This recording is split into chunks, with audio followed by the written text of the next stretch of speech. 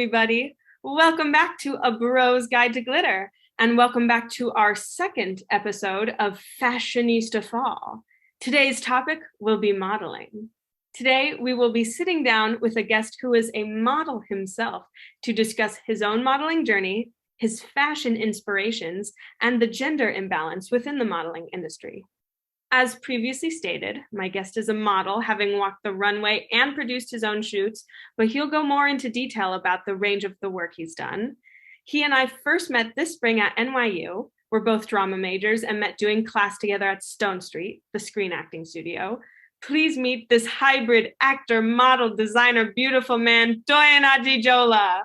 Hello, everyone. Hi, my name is Doyin. Nice to meet you all, even though you're listening to me and not actually meeting me. It is great to have you on the podcast. It's great to see you too, Sarah. So, for the listeners, please describe your style growing up and your relationship to fashion throughout your life. That's actually so funny that you asked me what my style growing up was, because my mom used to dress me a lot. And then I remember her telling me when I got older, around the age of like 4 or 5, I was like, I want to put my own outfits together. And then she would like tell me how like they would actually work. Like, even though I didn't quite know what I was doing with like colors and stuff, they would work. So I feel like I've been dressing myself since like I was young and could understand like what components of an outfit is. And when I was younger, my style was definitely like, oh, let's match colors together. Let's if I'm gonna do a tracksuit, let's do a full tracksuit. Or if I'm gonna do um, a um, a jean jacket, it has to match with jean like denim pants. So I think I was really big on matchy in like elementary to middle school. And then going into high school, I started to want to play with colors. I started to really play with colors and like different materials. That's when I got into like there's a term for it. It's like athletic leisure. So you get into like your joggers that have like prints on them to like elevate the look, and that's what I was really into in high school. And then I kind of also had like a switch where I was like, I want to push for more like high fashion look, so I attempted, like emphasis on attempted, to look high fashion with like designers and like matching them with basic pieces and stuff. And then that's kind of like how I grew into the style that I have now, which I feel like is a very good balance between playing with colors, knowing when to play it subtle, matching things with statement pieces and like your regular basic essentials. Yeah, my style is definitely still changing and evolving. I get bored really quickly, and I do this thing once a year where I actually purge my closet and I donate a bunch of stuff, and then we'll buy things, make things, or anything that like like I would normally discard because it like ripped or teared and stuff. I would like try to turn it into something new. Interesting. I think it's very helpful and funny to hear that you automatically just designed or dressed yourself well as a child, because my moment of saying, hey mom, I want to dress myself, I was 11 and I tried to wear a green t-shirt and purple jeans, and my mom tried to be like, sweetie, those don't match, and I'm like, you don't Know what you're talking about. me, It's so crazy because I'm pretty sure that not all of my outfits worked, but my mom definitely let me wear whatever. And I think that's a lot of where I felt confidence in putting outfits together and even like tapping into like my creative side, just because like my mom really let me express myself, even if the outfit was a clear miss. Yeah, but that is certainly helpful to have her guidance for that, because she was a seamstress, right? Yes. Growing up, my mom, she studied fashion design as well. Well, not as well because I'm not studying it, but she studied fashion design and she became a seamstress. She would design her own things for like family and friends. And so I grew up surrounded by that a lot. Nice. And so do you feel like, obviously she dressed you in your younger years, but how do you feel like your style is built upon or differs from her style? I definitely pulled a lot from my mom growing up in terms of just like how to put things together when it comes to an outfit. Um, but now I would say our styles are very, very different because I feel like I take a little bit more risk with my outfit. I mean, and she's like a different generation. She's older, so that's Yeah. not really her concern to like be bold and different. She just wants to look put together and good. While me, I like to be put together, but I will take a risk with a certain outfit. And so our styles now are very, very different, but my mom does influence a lot of how I look at clothes and pair them. Well, and where did she grow up? So both my parents are from Nigeria. My mom is Oh. Nigerian and she learned to sew, cut, all that good stuff in Nigeria. Oh, that's really cool. I didn't know that. Because I was about to say, I feel like taking risks with your outfits, making bold statements is a prized quality in New York, where you're Mhm. standing out in a big crowd and anyone can be bold. And so I don't know if that is a tenement of fashion in Nigeria or not. You know, I really couldn't tell you. I really couldn't tell you. At the end of the day, do whatever makes you happy is definitely the motto. And if people have an opinion, it's just that, an opinion. So, but I really couldn't tell you if location really does change how bold you want Mm, to be in appearance. fair enough. Fair But enough. I will agree with you that I feel more freedom to dress the way I want without like judgmental eyes in New York the most, definitely, than In I would when I was like living in Chicago or something. Yeah, yeah. Yeah, I remember you said you were living in Chicago. Hmm. 'Cause my dad's from Chicago. Hey, hey.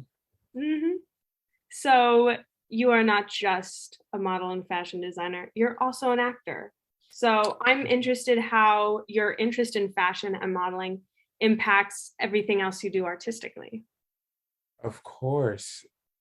I mean, I think that my passion for modeling and fashion designing is fairly new.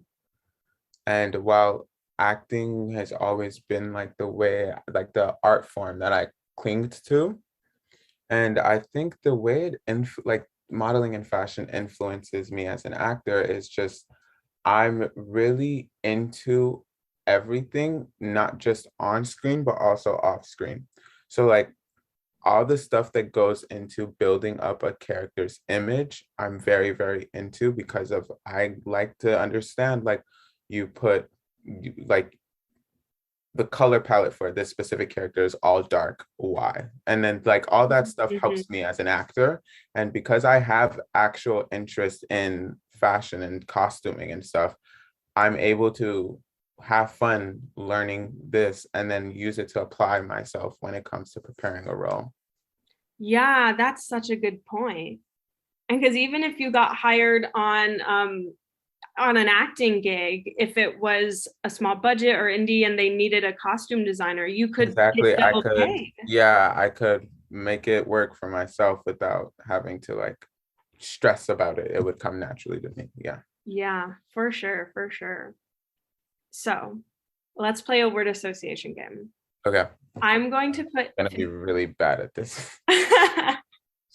don't worry. If you can't think of anything, we'll make it 30 seconds or, Yeah. a minute. So no pressure. But basically, the challenge is to say anything you can think of, words, experience, just free flow off your mind. Say anything you want related to modeling. Okay, are you ready? Sure. Go. Bobby pins, safety pins, makeup, shoes, oil, body glitter, hairspray, um, heavy, uh, nervous, blackout, I don't know, extreme focus. You got a lot of good stuff in there. Okay, good. When you Good. when you started with bobby pins, my ex dance competition self got PTSD for a Oh second. yeah. Yeah, because sometimes those outfits are not ready until like 15 minutes before you have to go on. Oh my gosh, for real? It depends. It depends on the show. And yeah, sometimes it can be really like chaotic, but it's all fun. It's all still enjoyable, but it can also be equally nerve-wracking. Yeah, yeah, I bet. I do. because I have heard stories about models being sewn into their clothes, which Yes.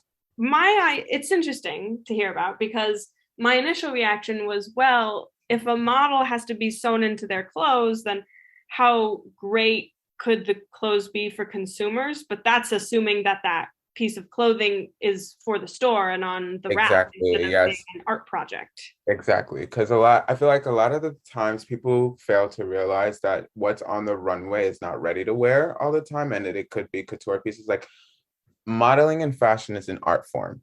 It's not always going to be something that you can have accessible to just you, but just view it, enjoy it, form opinion on it, talk about it. Like that is how we view all art. So we should also look at fashion that way too. Like when a designer creates something, they're not creating it just for you to wear it. They're creating it so that you can open necessary conversations that they would have, whatever it is they would want to talk to you about.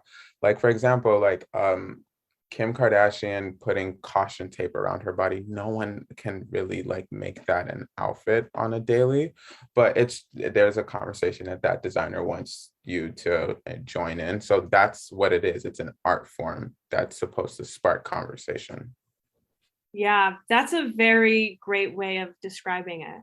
Because certainly when I was little, I played, a Barbie PC-ROM fashion show game, and I would paint a pink shirt, and I would be like, because I've drawn this pink shirt, I am now a fashion designer, and I am a genius. And I just fully thought of it as making clothes to be made, but then when I actually started paying attention to fashion shows and being like, what the heck? This guy, I don't know if you saw, this guy made a dress that transforms into a coffee table. Um, In that one, no. I saw it, I think I saw it this year, but it's like, that's insane. And it's Yeah, so cool. And it's not going to be hanging on the rack in, Ross or Kohl's. no. And a lot It's of so the much cooler. times too, a lot of the stuff that gets created that is so abstract and unique like that is used for costuming for something. Like it might be Mm, used for costuming in a movie, an award show. Somebody is going to use it for something. And even if they don't, it should still be appreciated as an art form. yeah. Yeah, because it does take a lot of like thinking and like, I don't want to say science, but you definitely have to like work it out. And all of that stuff should be appreciated. Yeah. And it is interesting to see. I think it's Rihanna. There's Mhm. a photo of Rihanna, I believe, wearing a big green dress. And it started as a runway couture dress. And it's something that you would look at and be like, oh, well, that is something that's only for the runway. But as you said, these celebrities put it on and she wore it at a red carpet and she looked stunning. And it was a momentous outfit. Yeah, of course. It's Rihanna, so Yes, of course. anything to look good on Rihanna. So please talk about your own modeling journey. What was your first gig and how has that changed since? So this is I when I got signed to like my first acting agent in Chicago, they really liked me for commercial and print. So a lot of what I would be going out for would be like commercial spots that included a photo shoot that I had to do for like to go into maybe like a not a magazine spread, not an editorial magazine spread, but just how Macy's would like send you Yeah. magazines. Yeah, so something similar to that. So I never really thought that modeling was for me, as because I used to think that the only kind of model there was a runway model, and I just didn't fit the specs for that at the time. So I just was like, okay, I don't really want to do that. But when I did get signed and I did start going to stuff, and I did have my first test shoot with this photographer who helped me get like all my headshots and comp card material ready, it was really, really fun. I had fun, and then oh my gosh, he was actually so brutal to me. Yeah, imagine I was like 14. At 14, I had just got out of class for the day. I was so tired. I go to the studio and we're like shooting. Obviously, I've never done this before, so I'm extremely nervous. It's like my first official like shoot, even though it was still a test shoot. It was like the closest thing I've ever gotten to a professional shoot before. Hmm. So we're like testing, and I'm like noticing that he's like looking at the images and he's like doing deep sighs. And then after like 30 minutes, he's like, if I had hired you as a model, I would have been so mad and told you to go home. Like you're giving me Oh nothing. my God. It sounds so harsh, but I swear he did me the biggest favor. He Mm, did me the biggest favor by telling me that, because then, sometimes you think it's like, oh, just stand in front of a camera and post.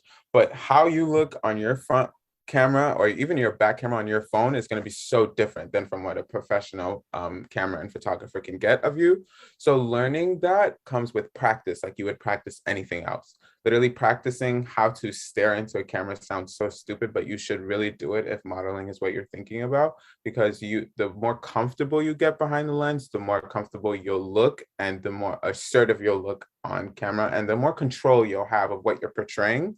So because he said that to me, I literally would go home, I would practice, I would do like random shoots with my friends. And then my first job was a couple years later, because I was really more into the acting side still. I didn't really get into modeling till recently. But my first job was for this Wisconsin like based department store, and they were trying to promote their I guess their Nintendo Switch had just dropped a new like product, like Nintendo had mhm. just dropped a new product. So they were trying to promote that in their department store. So that was like my first official job that I got paid for. I was really, really excited. And then after that, I started just like doing more shoots with my friends. I started taking like my social media presence more seriously. And then up until really recently, I didn't really take the term model until I was a junior, because that's when I actually started working for brands and stuff. A junior in college, I mean, not in high Mhm. school. And because before that, all I would do would just like take pictures and post them on Instagram and work with photographers here and there. And then I recently walked like my first New York Fashion Week show this past season. Oh my God, I didn't know it was New York Fashion Week. Oh my Yeah. gosh, Doyin, congrats. Thank you, thank you, thank you. And that's pretty much been my journey. I feel like I'm still at the very beginning of it. Yeah. Like, um, once I've graduated, my next steps would obviously to be able to get like a mother agency and then probably like some form of management so that I can get into like the audition rooms for like bigger shows and stuff. But I would say that even though like I have like years of like sort of dabbling in modeling, I would say that I'm still at like the very beginning of actually being a model. Yeah. I mean, that makes sense. New York Fashion Week today, Milan tomorrow. Am I right? Hopefully that is definitely the goal. That's so exciting. It's interesting. Oh, sorry. I think I just got a call, but that is fine. No worries. And because I edited it all out. So there we go. But it's interesting to hear how you say you didn't really start picking up the pace until junior year of college. Yeah. And because I obviously met you your senior year of college, your Mhm. last semester, and you had been doing a lot by then. And Yeah. I think that's also when you um, produced your Black History Month photo, Yes. Yeah. which was really cool. So, yeah, you had done a lot of stuff by the time I met you. But what would you say has been your favorite thing you've done so far?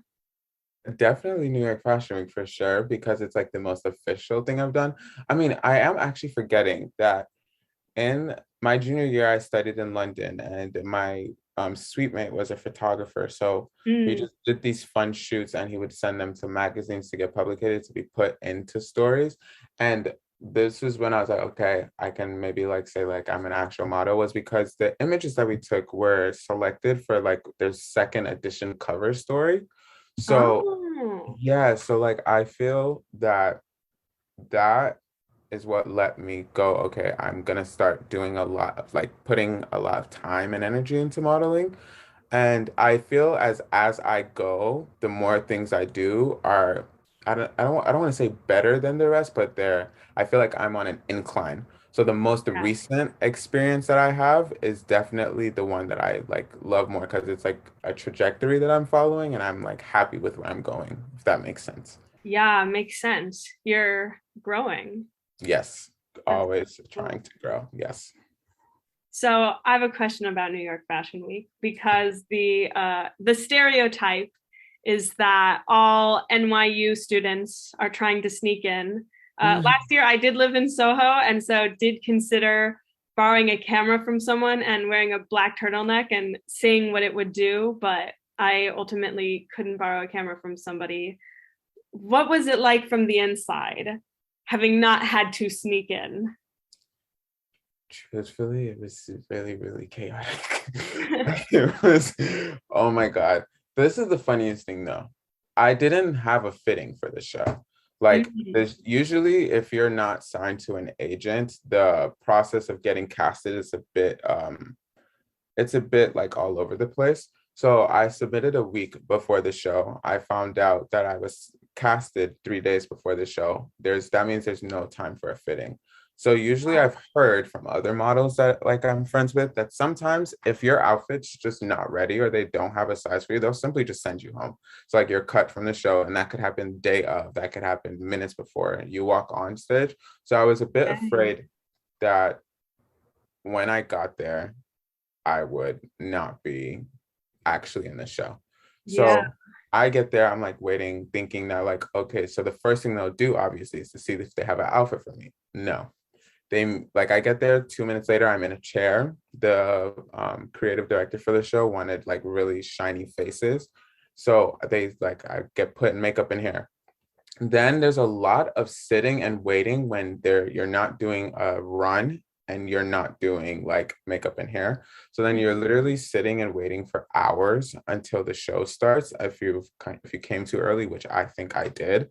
And now there's like people coming in and out trying to make sure like the set is ready for you all to like do your test run.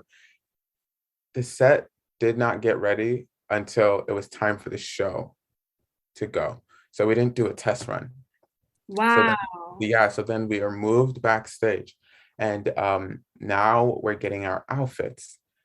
So now there are like people coming in to like basically be seated for the show, and then we're like in the back, like trying to get ready and get fitted. I got my outfit maybe 15 minutes before I was supposed to be on the runway. Wow. And it's crazy because like those last 30 minutes are the craziest when you literally spend like an hour or two just sitting around doing nothing. But that's because there's nothing else to do other than once you got your hair and makeup done, than to just wait for the outfit. And if the outfit's Mhm. not there because it was like still coming from like I guess it's warehouse, then there's literally nothing you can do. So it's like it's a calm before the storm. Definitely. Definitely. It's chaotic, but I love the vibe of it all. Like I was really happy even through the chaos. I was like, oh, this is kind of fun stuff. Yeah. That sounds really cool. And I bet once you finally got your outfit, you were like, yes, I'm not cut. Yeah, Thank yeah. God. When I finally got my outfit, oh my God. The designer would do this thing where like all the models were like basically waiting to get their outfit. And he would be like, okay, I need like the buffest people to come up front. I need like the skinnier people to come up front. I need the taller people, whatever, right? Mhm. And then it got to like, okay, anyone who like he would ask us like, oh, what are your sizes, right? Just to like confirm. And then we would get there and I was right in front. And then he would like look around me to fit other models. And he did that like a good few times. But then I realized it's because there was an other rack, and I guess like he had just imagined what would look better on me. So I'm like sitting Mm. there thinking like I'm about to be sent home. He is not Aw, happy with my appearance. So I am about to be sent home. But then they brought in the other rack and then he gave me like one of the first suits on that rack. So that's amazing. So you were in mind the whole time. I was, yeah. That's so awesome. Yeah, the your recounting of sitting in a room is similar to a story I heard about Victoria's Secret's uh, fashion shows, especially just that like the women sit around all day and wait for the show, and then in the Yeah, last few minutes because like Time to do everything. Yeah, there's really not much to do once like your hair and makeup is done, you have your outfit. Now it's just like wait for the show, don't miss your cues, listen to where they tell you to go. Yeah, but that those first like 15 minutes right before the show starts until the show is over, to be honest, is just all chaos and people yelling at each Yeah, other, kind of. crazy. So, what would you say is your dream modeling gig? Hmm. Okay, this is gonna be really, really funny, but I have a couple. I would really love to walk for Balenciaga. Okay,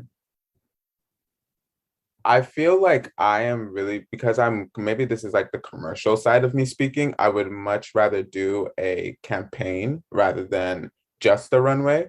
But Mhm. if I was going to do a runway, I feel like Balenciaga would be extremely fun because of Yeah. how like eccentric they allow their models to be on the runway. And then Dior always has a really good men's show, like a really, really, really, really good set design and just like a great concept altogether, whatever collaboration they're doing, or if it's just Dior, they also have a really, really good show.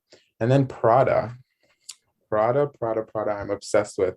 I actually have this mentor who works at the Prada in London. She's like a manager and client. I forget the terms, but she works with clients and she runs like the whole London Northern Europe operation. So she would go to a bunch of the Prada shows, and I was lucky enough to go to the Prada showing in London and Miu Miu showing, and I was just like, yeah, I'm just obsessed with everything this brand creates. So I would love to walk for Prada. And then for campaign wise, yeah, the same thing. Balenciaga campaigns are always really creative. I just love the aesthetic of Prada, and Dior just always has the best, I guess, aesthetic to their creative side. I don't know how to describe it, but Yeah. those two. Yeah. That's very interesting to hear you say. And because that kind of leaks into what my next question was going to be, which is what type of fashion would you like to model? And you named brands, which were interesting, but I even in yeah, terms of I, clothes. this is something that I forgot to mention when we were talking about just like how I started modeling earlier. Mhm. Um, you remember I told you that I used to think I could never be a model because I didn't fit the high fashion aesthetic. And that is also something that I've heard a lot from reps when I was growing up, like through middle school, I mean, not Oh, middle school, high school and stuff, that they were just like, oh, you yeah. just don't have the look. I heard that quite frequently. Mhm. So now I feel like now that they've said that and they've put that out there, now I want it more. So when it comes to the kind of modeling that I want to do, I am hell bent on it being high fashion modeling and Yeah. editorial stuff because I feel like they were just like, you can't do it. So now I'm like, I am gonna do it. And you're gonna see me do it. And then you're gonna wish that you co-signed this when I was coming up. Hell yeah. I like that. I like that. Yeah. I'm sure when you were walking New York Fashion Week, you had an extra jolt of excitement. But even doing shoots prior to that, whether it was like with your friends or something that was fully produced, would you say that your demeanor changed based on whether or not you were wearing clothes that were akin to high fashion? You definitely want to model off the clothes in the way that it will sell most. So if you're wearing a more high fashion clothing, you want to fit that aesthetic with the way you pose, and basically your whole demeanor needs to match. And so I will say that it does change, but I'm still myself through it all. You know what I mean? Mhm. Like I have different ranges of things that I pull from. We're an actor where we have to have different ranges. Yeah. So I definitely feel as if I'm still myself. I'm just going to show you a different part of me depending on what I want. And at the end of the day, too, it's really what the photographer tells you to do. Like a lot of the times when you're a model, you don't really get much say. Hmm. But when you're a fashion designer, you have almost not almost all the say. Yeah. So it's this like you do what you're told, and that's how you get the job, that's how you keep the job, that's how everyone's happy, and you get paid. Yeah. So yeah. Because of your interest in high fashion, Does that mean that the stuff you design lean towards high fashion? And bonus question, would you be interested in modeling your own work? Okay, so I would say that because I just dropped my first collection, and Hmm. that this first collection is definitely not high fashion. However, the reason I made this my first, because I've been working on this for 2 years, and when I was working from this, I designed a lot of things. And then, as I was telling you before, I had that mentor over at Prada who would advise me on a lot of things, and she was just like, start small so it can be subtle, you can grow. So I started off with like the easiest things to design, and then I will move on to high fashions as I like start to do other collections. Um, so the answer is I would my what I fashion design right now is both.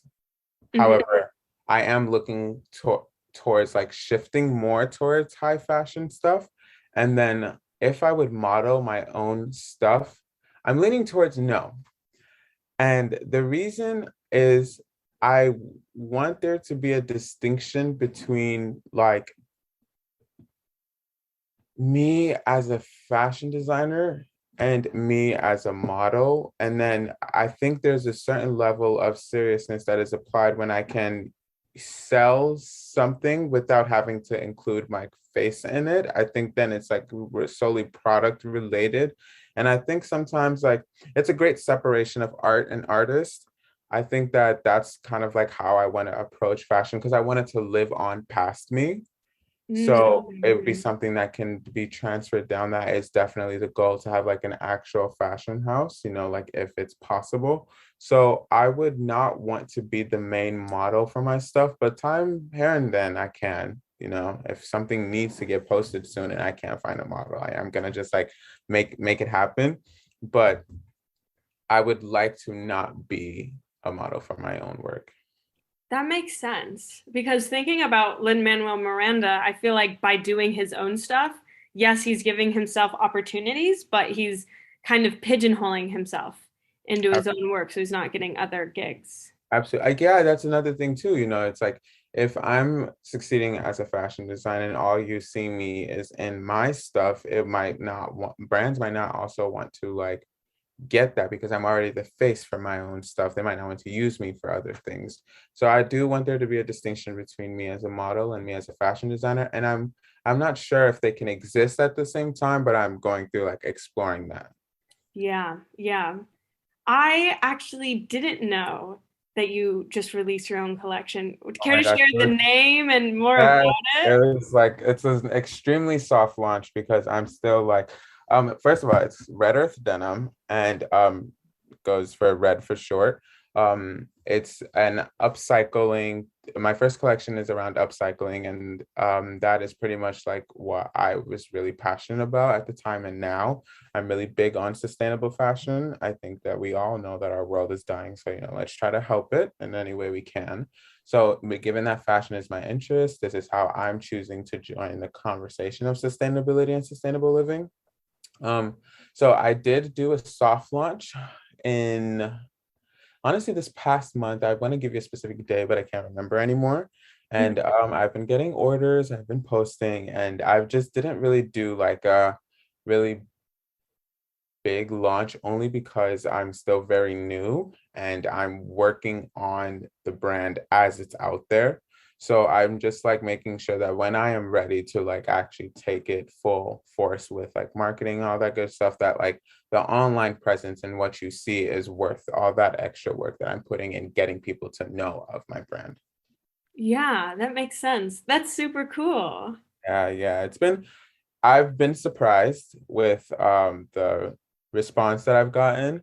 Like I definitely was fearful on how it would be received. Not everyone's gonna like your stuff, and that's kind of like what I prepared myself for. So to hear that people liked it and people are actually supporting it and purchasing, like I sold out of shirts really, really like fast. So I was really, really surprised. I was not expecting that, and I'm just really, really like thankful and happy with the journey of it all. Like where I am now in it too is really fun. Yeah, that sounds really cool. And how great that you have the platform of sustainability to differentiate you from other clothing lines and say, hey, this is my individual mark. Mm. Because I do think that a lot of brands are starting to make the shift. A lot of them are actually being called out for like saying they are like greenwashing, but not really having majority of their practices be sustainable. Um, but I am like really like when I what my goal is like when you think of upcycling fashion, you think of me. That is really what I do. I do a lot of one-on-one pieces where like I don't like there are bags back there like sitting on my rack that I made from old jeans. And like those are the things that I think that we should begin to like do when it comes to fashion. We have all this material that we just are gonna like toss out when the shirt that you made, like that was not just made but cheaply made, is now have holes in them. Like rework it into something else. And I think that that is how we should begin to shift our minds in creating new fashion pieces like their art. Yeah, that's a very good point. And because I do have a handful of pieces that just like don't fit me anymore, or like there are holes in it, but like um, you're saying, there's so much potential, and I don't have any kind of sewing know-how to be able to turn it into something else. But that's cool that like you did that. yeah, I think that it is because it's like even in that, like maybe if there's a way to collect clothes that people would just toss out and then like rework that into things. I think that we can start to dabble into the uniqueness that will come from that, and just like the fact that it would be a much better practice than manufacturing a bunch of new material. Yeah, for sure. So let's talk about the gender imbalance within the modeling industry.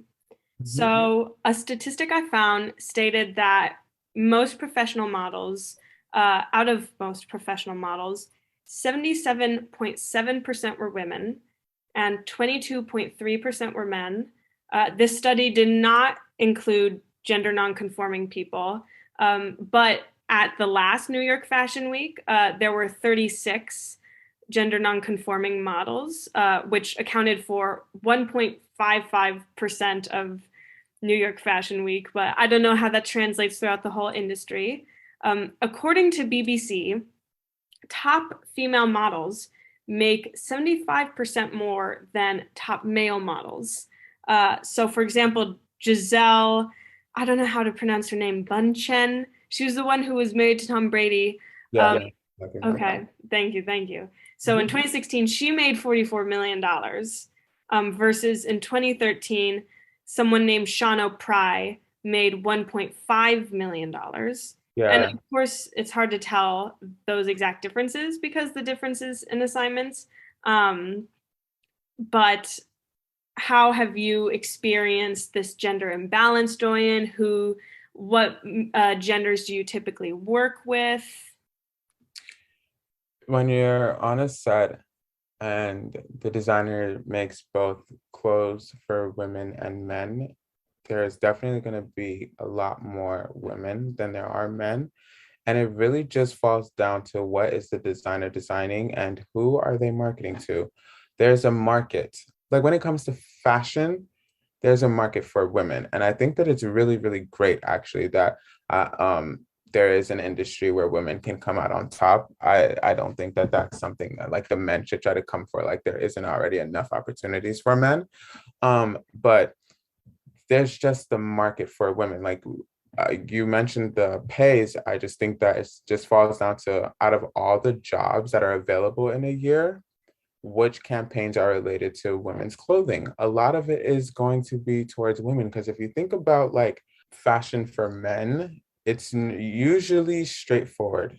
You know, I think now people are like with the whole like gender nonconformity, people are beginning to like experiment with what it means to be masculine or to dress up as like a man, air quotes on like men in today's society. So I think that that's why um there are more women in like in the modeling industry. It's just because that there's just the market and demand for them than there is for men. Like Yeah. a campaign can go on without men. So I just feel like that's what it comes down to. I don't know if I'm like explaining this right, but the way I That see makes it, sense. Yeah, like it's just like the way I see it, I just think that there's just more jobs for women because there's more campaigns related to fashion for women. Mm-hmm. Like people don't expect men to go through a bunch of magazine articles. They don't expect men to be looking at displays. They don't expect men to be like over analyzing commercials. However, all of that is changing now with the idea of what it means to be a man in today's society. However, just like traditional standards, when you're thinking about like marketing, a lot of what is marketed fashion wise is marketed to women. Therefore, they need women to like Yeah. showcase things. It is interesting that you mentioned marketing because doing the research for this episode, I was kind of stunned to realize, like, obviously, these big fashion designer brands, they do have expensive things, high quality things, they have fabulous designers, but they get you to want to buy them by building that brand and marketing themselves in that way, and that it's 90% a game of can we trap our maybe traps the night not the correct word but Engage, like, can we engage our engage the consumers. audience? Yeah. Yes. Yeah, and you just think about like who's engaging with this like material or content that you put out. They expect it to be women, so they're going to put women at the forefront of something. Like I'm trying to come up with like an example, but I can't. I don't know. It's just like if you have these people that you're trying to tap into, the Mhm. best way to engage them is to put people who look like them there. Yeah. And that's what it comes down to. They're trying to market to women, so they're going to put women at the forefront. Me personally, I think it's great. Does it suck that like the one of the industries that women come out the top is kind of only based on appearance? Yeah, but will I say that, oh, we should try to create a balance here? I'm not really for that when there's so much else that men come out on top on where it's like nice, you know? Yeah, that's a very interesting point and perspective to have. And because Yeah. what you said about it being well, but anyway, well, it leads into my next question, which was because it's a majority female industry, do you still find yourself represented? Was it hard for you to initially see yourself in the industry because it's like mainly women, or were you still able to find inspirations and Not at all. I don't think gender is ever an issue for male models. Like, I don't think there's a male model who's there going like, damn, I wish I could get this job, but they're gonna give it to a woman. Like, no, it's really types. It's really Mhm. types. So like I feel more underrepresented. Like a lot of my underrepresentation comes from feeling like I don't see enough people of color. And I don't Yeah. even think it has anything to do with gender, which is a completely different conversation.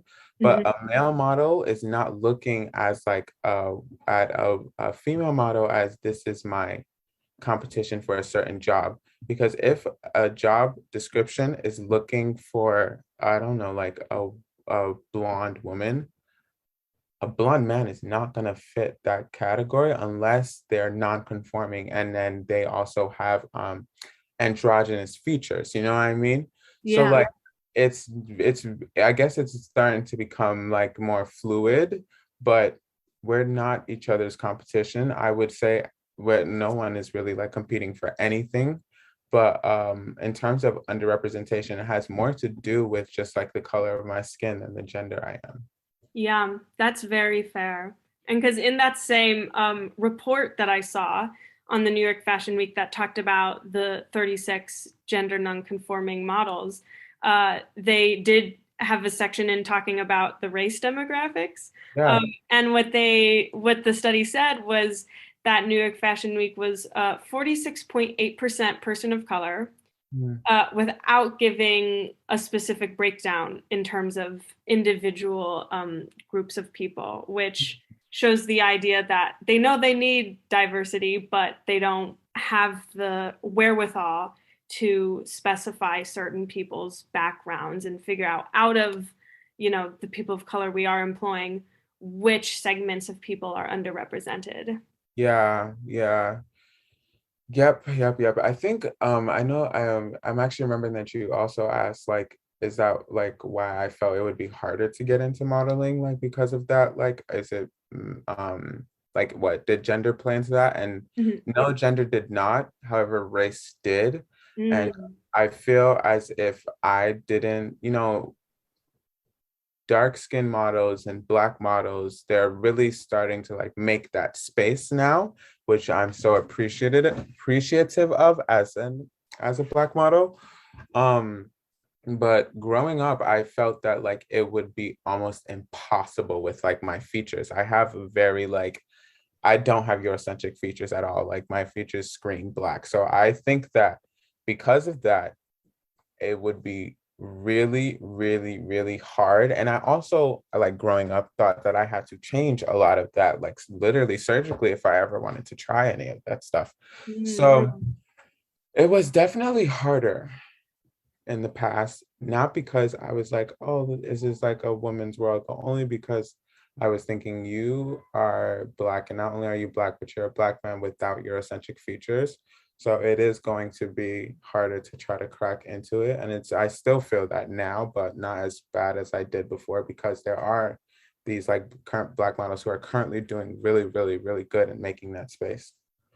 yeah, it's interesting to hear your perspective. And because in the last couple years, when there has been more discussion on that idea of is can we make more space for people of color in these industries that have been so previously predominantly white, even the idea of when there are where are there times when people of color are being hired, but they are still being preferred for their lighter skin or Eurocentric features. So it's interesting to Yeah. talk about those nuances. Yeah, because that's what I've noticed recently. Like I was like, yes, they are including like melanated folks and they're putting people of color in. But when you look at the features, sometimes they're still picking a specific type of person. It's Yeah. still picking a specific type of person. And there are a few exceptions. And I think that it's definitely a growing journey. It's a journey because before you couldn't even see more than one, like, you only saw one skin color and maybe like a sprinkle here and there, like Yeah. color. But it's a growing journey. I would say it's a process. Yeah. And that idea of having types within the modeling industry based off of like very tiny physical nuances is so weird to me as an actor, where types are like, oh, my type, for example, is slightly sarcastic and comedic, but Oh, I can yeah. also do like Yeah. police stuff. And Because as an actor, it falls down onto personality. Well, as a model, I mean, it's in the job, it's appearance based, but yeah.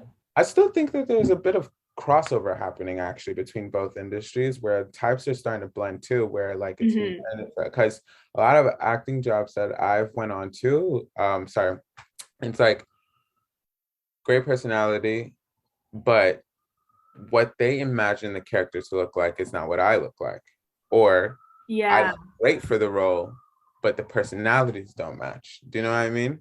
Yeah. And then in the modeling too, like if the designer just because they see so much people in modeling too, is what I don't know if a lot of people realize. Like they see so much people that also will look alike that they literally pick number one, maybe who they saw first, who they saw last, or who they just like the most as a person. So Yeah. even then, your personality type will come into play. That's a good point.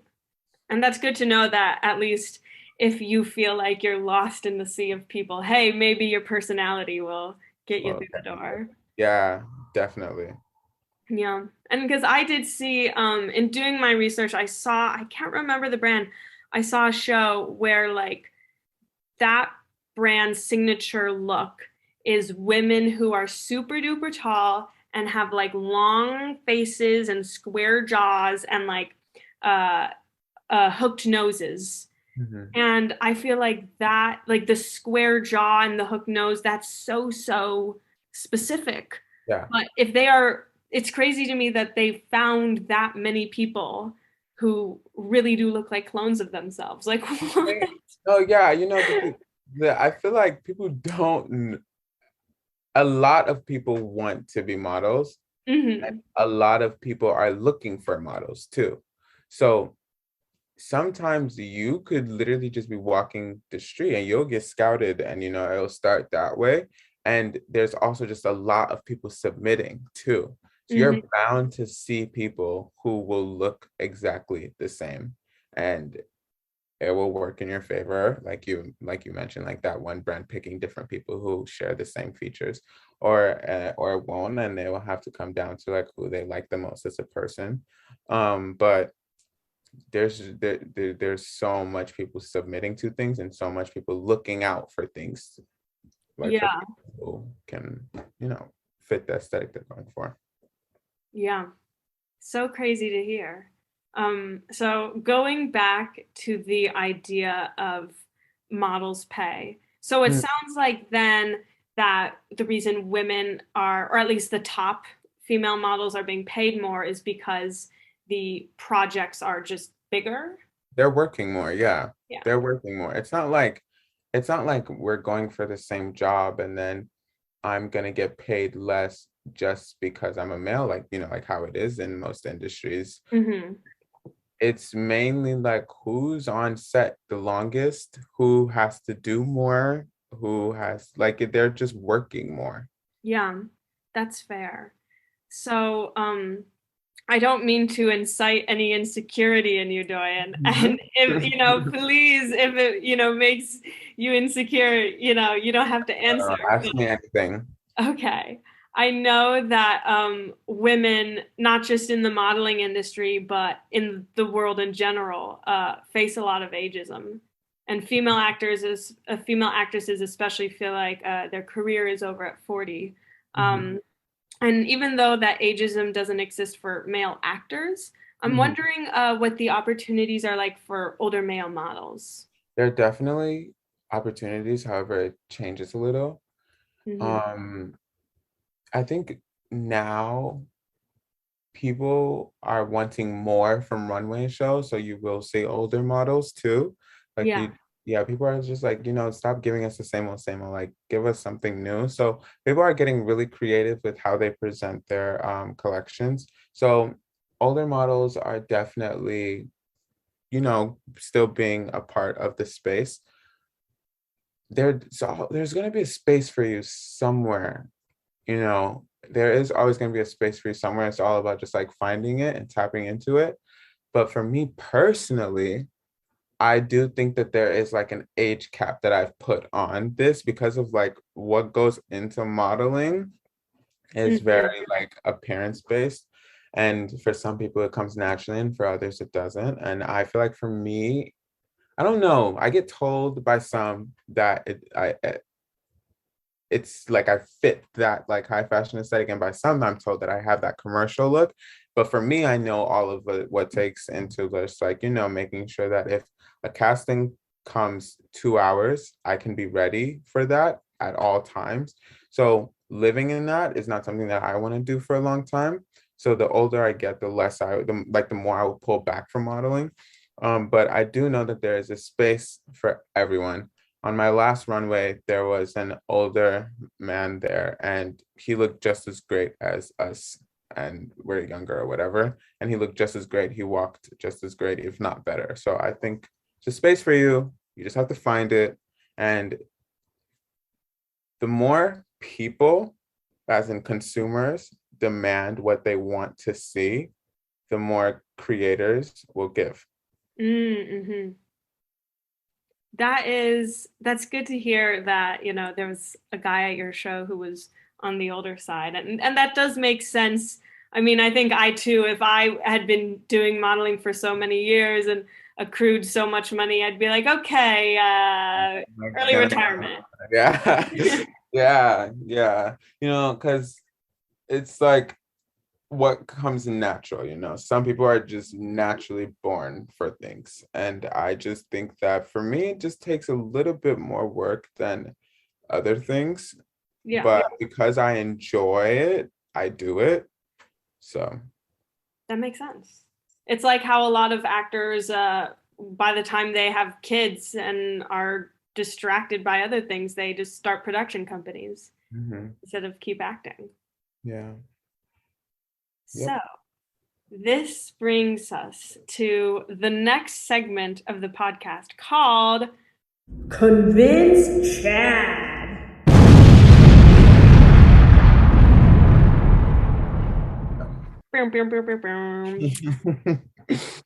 But this week, we have a little twist because in this hypothetical case scenario I'm giving you, Chad is a woman.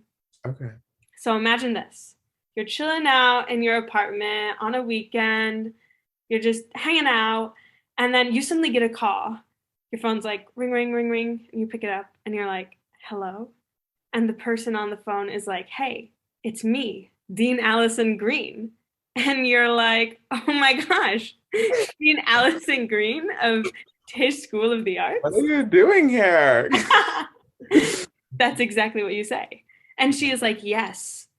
And you're like, why are you calling me? And she's like, I'm doing a survey to see what graduates are doing for work now. What are you up to? And you're like, well, I'm a model. And she's like, what? A model? I don't know any male models. I feel like they're mostly women. And of course, if the real Dean Allison Green was calling you up, she would not question you for being a model. She would be like, Yeah. hell yeah, you're an artist. But in this hypothetical case scenario, she's like, what? So it is your turn to convince Dean Allison Green that the modeling industry is not just cis women and that there is so many amazing nuances to it. I don't even know what I would say. If I'm being real, I probably would have told her to stay in her generation. But I would just say that like times have changed, things have changed, and that even if you were to go on a modeling agency's board, you have men, women, and non-conforming. Like people can't fit one type anymore. We're all accepting our differences and the fact that we're into different things, and it's showing through how we appear. So I would just be like, get right or get left. Like, this is just how it is now. Yes, I am a male model. Yes, I am getting paid to be a male model because there's a market for a male model. People want to see male lookbooks like now. Like, people want to see fashion for men on display now, or people want to see more masculine fashion products being like shown to them like they would see more feminine products being shown to them, and they need masculine looking people to show off these things. So here I am, and I think that that is just the way I would respectfully go about it, because there's a respectful way and there's a disrespectful way, and I'm going to choose the respectful way to address her as the Chad calling me. Well, I think that was a very fully encompassing answer. So bravo. Yay, we beat Chad. Well, Doyin, it was really fun having you on this podcast. And it was so fun to hear you talk about your inspiration and your experiences. You got a lot of nuggets of wisdom in there. Oh, thank you. Thank you, because I am a goof at heart. Well, to the viewers, please remember to follow and subscribe and rate if you liked the podcast. And we'll see you next time. Bye, everyone.